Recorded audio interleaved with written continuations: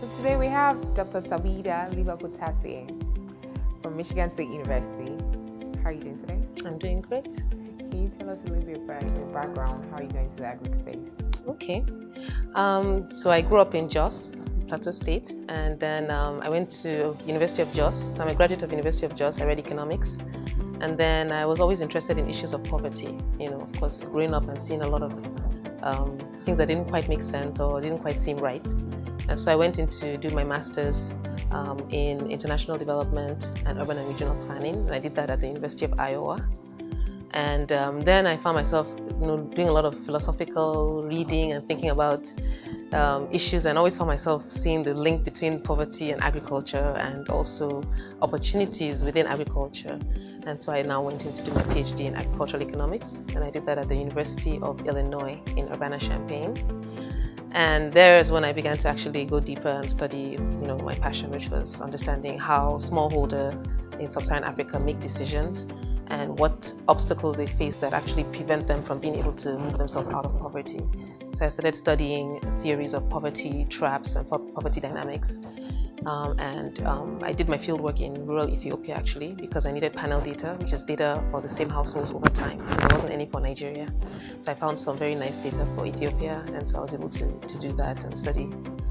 And then after I was done studying, I was fortunate to get a postdoc with the International Food Policy Research Institute.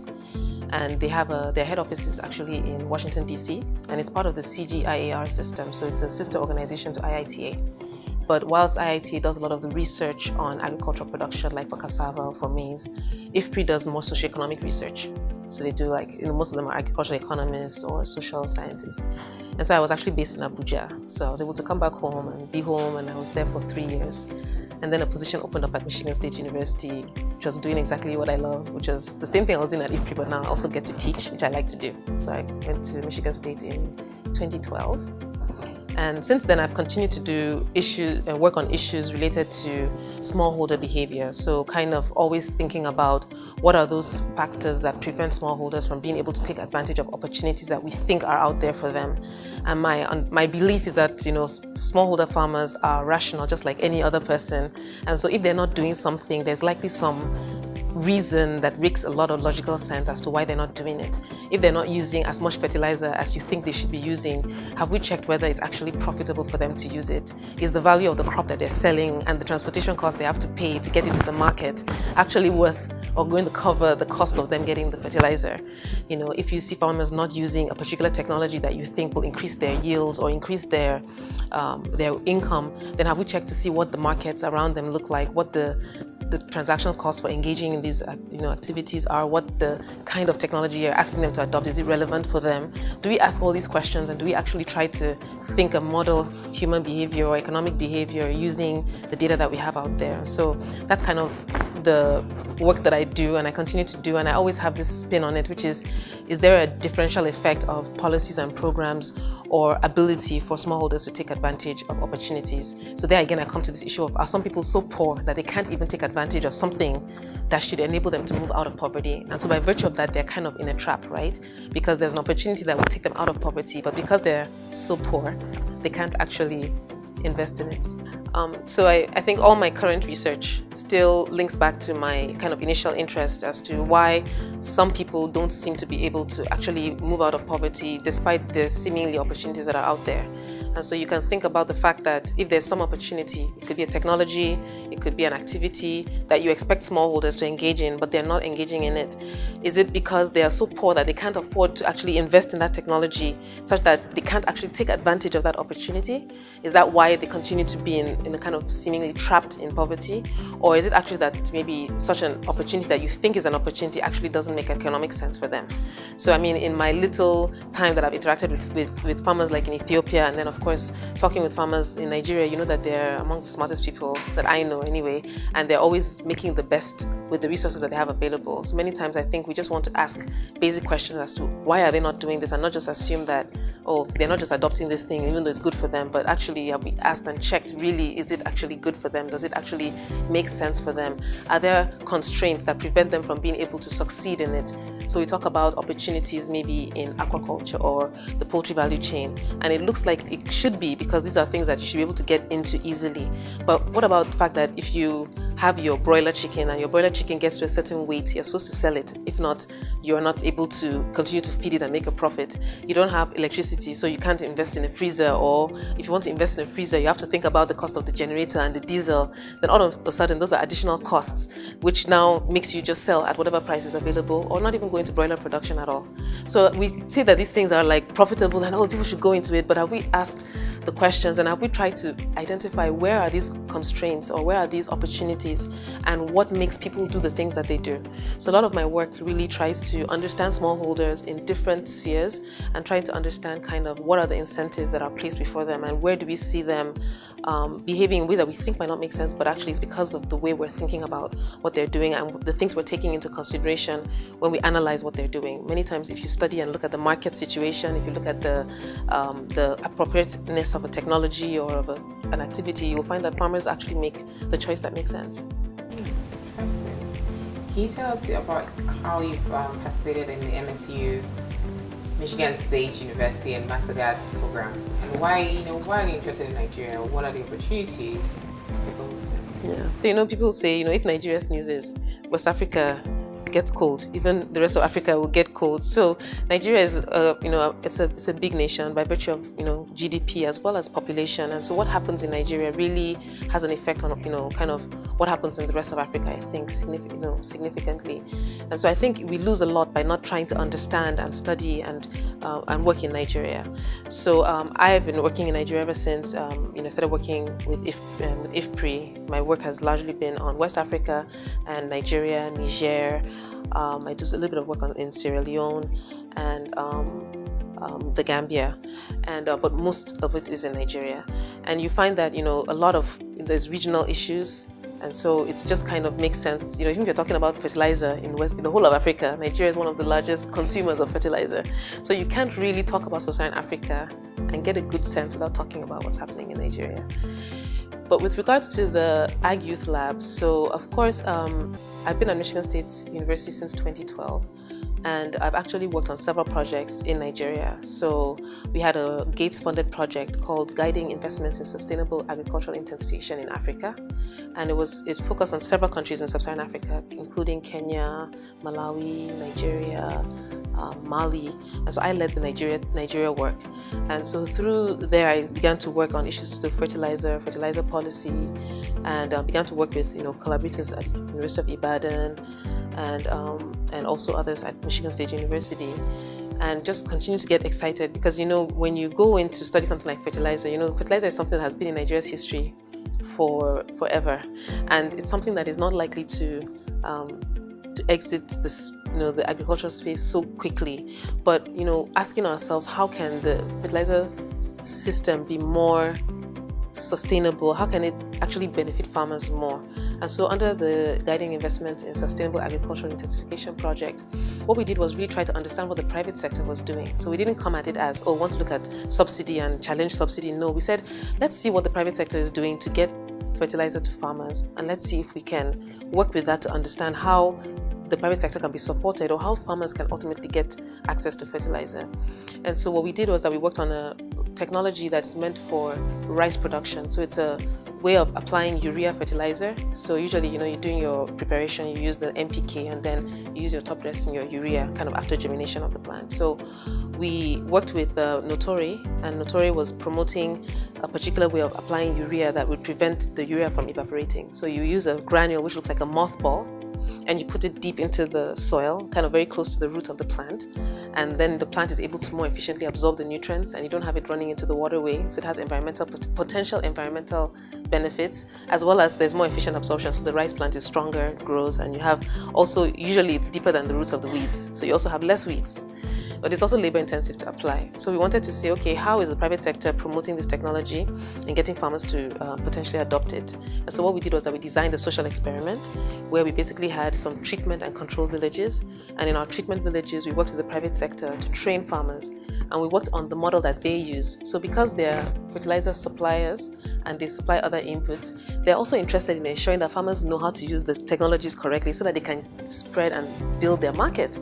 So that makes sense, and that's likely to be sustainable. So we worked with them and used their model. So they work with entrepreneurial young men or women, but largely men, who will serve as a sales agent and an extension person. So they train them on how to use the technologies, and then they go to their villages, and then they train others, and then they also sell the technology. And so by doing that, what you do is that you make the fertilizer or whatever technology or input kind of more available to the farmer, right? Because it's being sold by somebody in his community who also can teach him about it. And so we said, well, that sounds pretty interesting. And we've done previous work that showed that the transportation costs that farmers face in Nigeria, the smallholder farmer, can significantly reduce the profitability of even using fertilizer. So if you only look at the market price of fertilizer, you may think that it's okay for him to use it. But if you take into account that he has to get on his motorcycle and go several kilometers, 30 kilometers, 40 kilometers to go and get the fertilizer and then bring it back, that transportation cost actually reduces the profitability. So by doing this, they were actually kind of addressing that without actually building roads. So yes, we know that infrastructure is important, and that's what we hope the government will do. But whilst we wait for that to happen, what can be done? And so I found that very innovative. And then we worked with the private sector to study that, and we found out that yes, the technology improved farmers' yields, but we also gave some subset of farmers a coupon to, thinking that if we give them a discount, that would also encourage them to take up the technology.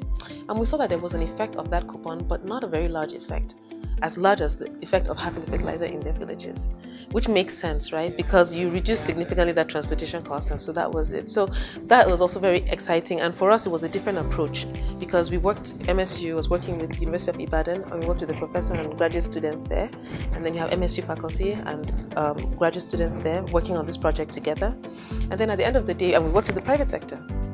And at the end of the day, we had an output that was like, okay, well, if government even wants to subsidize fertilizer, you need to think about the last mile problem, which is the fact that you can't stop at providing the fertilizer at the main local government town or in the city, in the capital city. You need to think about how it gets to the farmers. If not, that discount could almost be wiped away if they have to pay so much for transportation.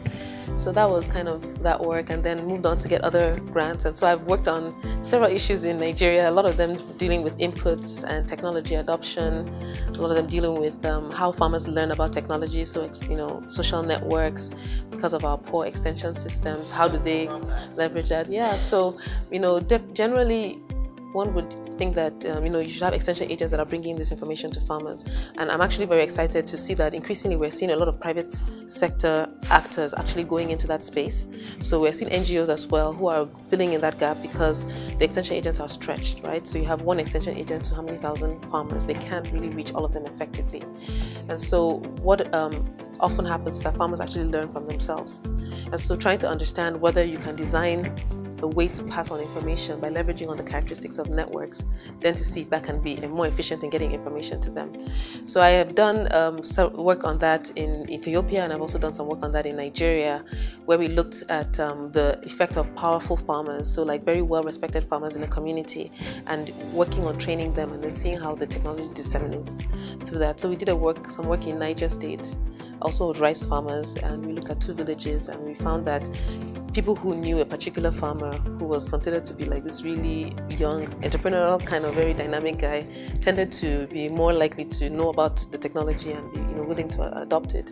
And so just trying to understand, kind of how do we leverage on such characteristics of social interaction to also bridge the gap of extension, because you can imagine that if you can identify a key node in the network, in the community, then you can reduce the cost of actually doing the training by targeting them and ensuring that they will replicate and go around. So, doing some work on that, doing work on, understanding markets and how markets work, and when they don't work, how that affects the profitability of investments. So, what about, I saw something about the bargaining power of technology. Oh, bargaining power. So, poverty reduction started. Yes, so that's some work that I did with a colleague of mine from grad school. We were working in, she was Indian, and she was working on a program, and she was kind of looking at how women were empowered through a program that basically targeted really poor women from lower castes in India because of the caste system. So you have certain castes that are considered lower caste, and usually they're excluded from a lot of economic opportunities. So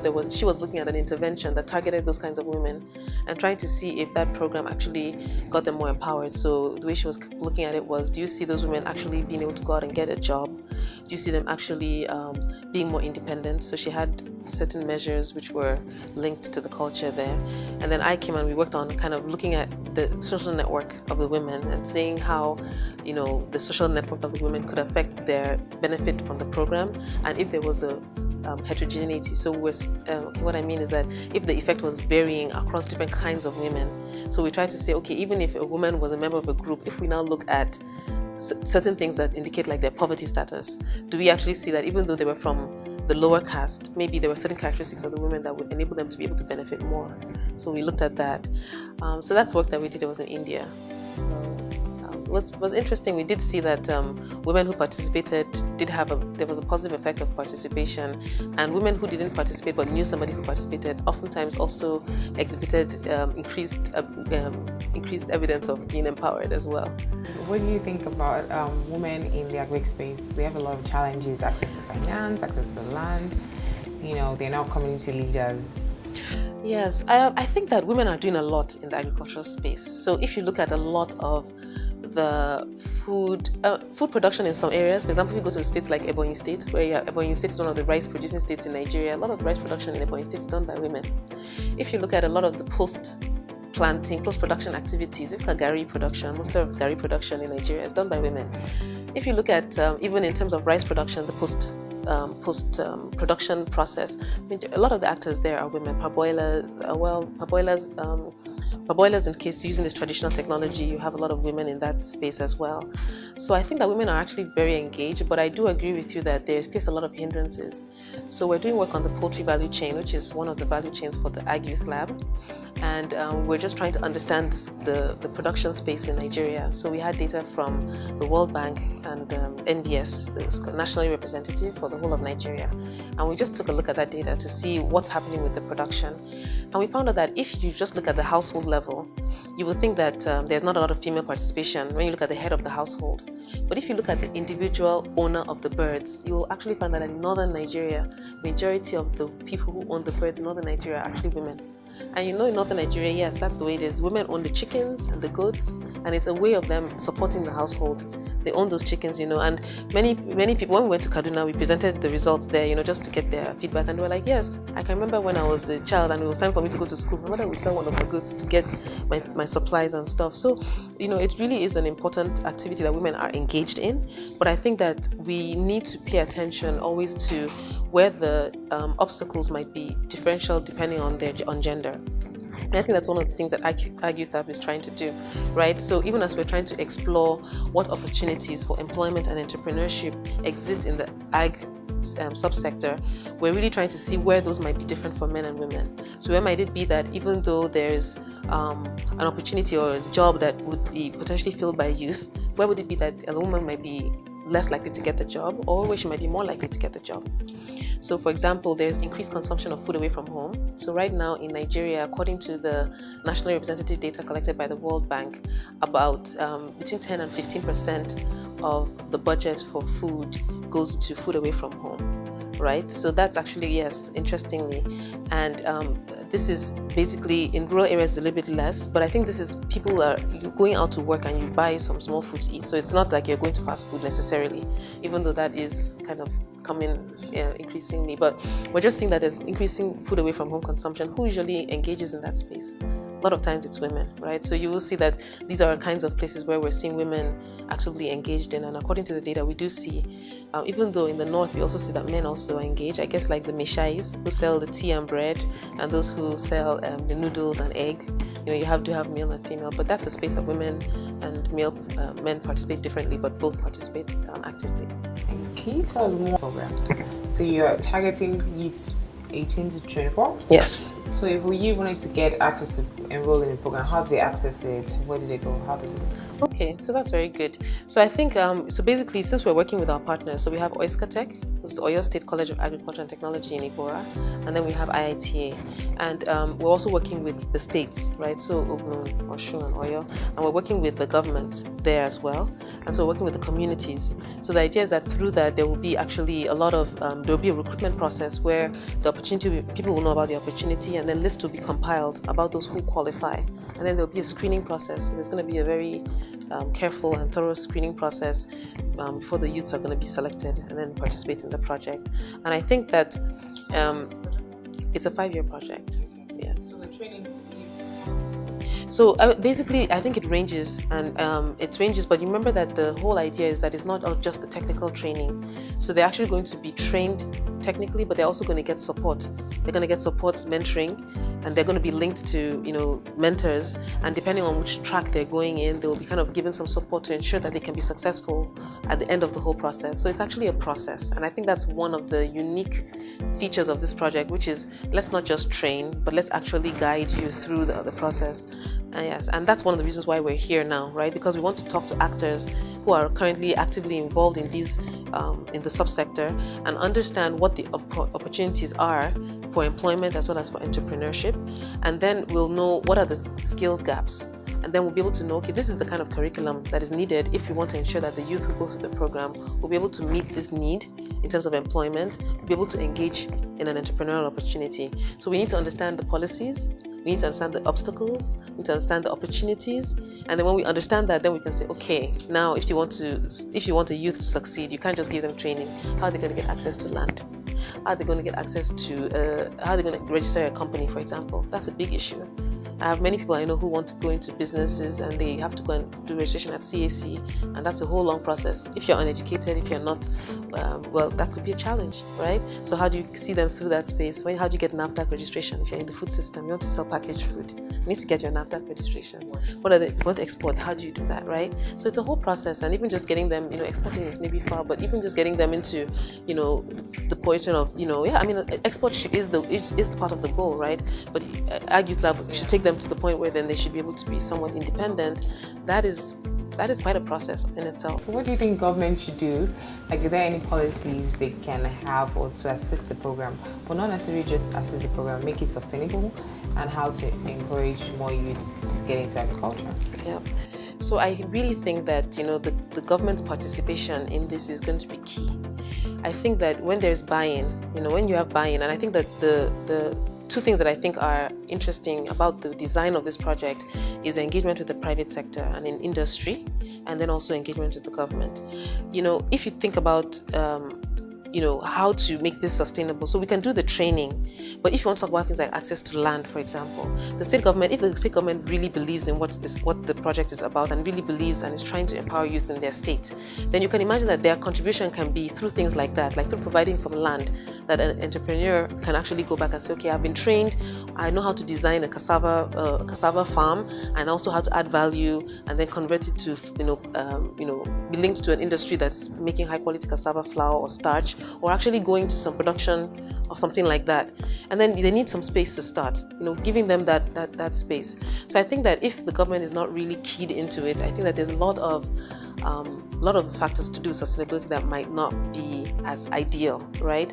Not to say that, and I also think that just makes it to be more, I think more of a partnership, which is what this project is trying to do, right? So you think about, creating an enabling environment. I don't think it always has to be that government has to always be the only one to do things and then become a partner. But if you have government coming in and bringing some contribution, private sector coming in, and then an effort like the Ag Youth Lab coming in, I feel like that's going to be a more sustainable partnership. You have a more robust thought process of actually selecting what you're doing, and then you also have the likelihood of doing something that is going to be beneficial to everybody and replicable, right? If you come in and you're just imposing what you think, and then there's no buy-in from the state government or no buy-in from, then likely, maybe whatever you can do, it will stop there. But it's not an easy thing to do, right? Because you have to meet the quantity, you have to meet the quality, you have to be able to have, the chips have to be long, but the potatoes that grow in Plateau State, they're huge. I think that there's potential there.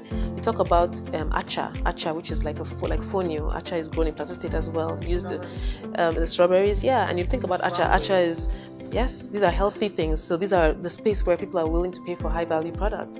You know, acha is like quinoa. It's like Nigeria's quinoa. I tell people it's very healthy, good for diabetes. It's, you know, very nutritious, and people want to lose weight. It's many things you can do. You can market it.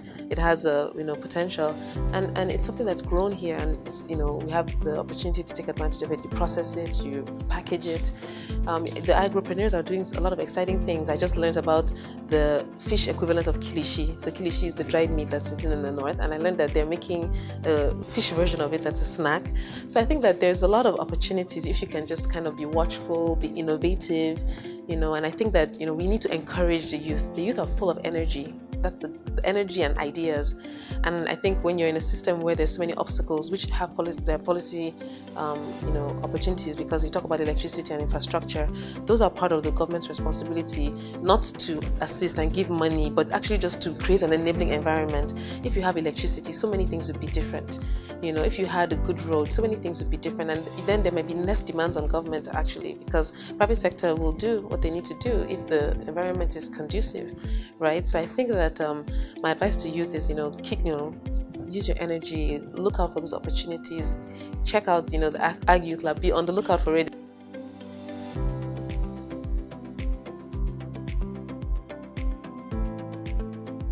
If you're in Ogun, Osun, and Oyo, be on the lookout for more news about the Ag Youth Lab, and I'm sure that in your communities, you know, they'll be reaching out soon. And I think that this is an opportunity that you would want to key into. And even if you're not in those states, still keep plugging into what's happening there. And also just, you know, keep doing what you're doing. I think the youth in Nigeria are very innovative. There's no doubt about that. And I think for me, my own call is not for the youth, but it's actually more for us, you know, who are older, and then for the policymakers to create an enabling environment for business. And then the youth, I think, will just toe in line because they see where the future is.